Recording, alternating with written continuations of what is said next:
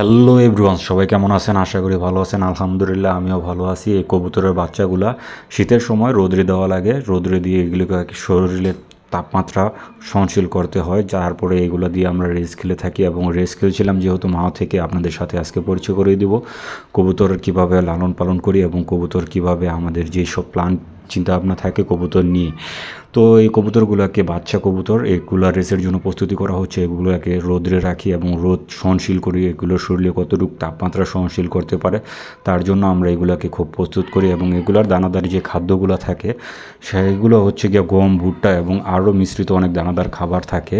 যেহেতু এগুলোকে শুধু শীতের সময় আর কি আমরা প্রস্তুত করে রেসের জন্য এবং রেস খেলার জন্য সেসব প্রস্তুতের কবুতরগুলা মোটেও মানে একটা উপযোগী করে তুলি। এবং যেসব পানিগুলো খাওয়ায় কবুতরের এর সাথে ভিটামিন আরও অনেক কিছু মিশ্রিত থাকে। যেহেতু ভিডিও করার কারণে এসব জিনিসগুলা ফুটেজে আনলাম না।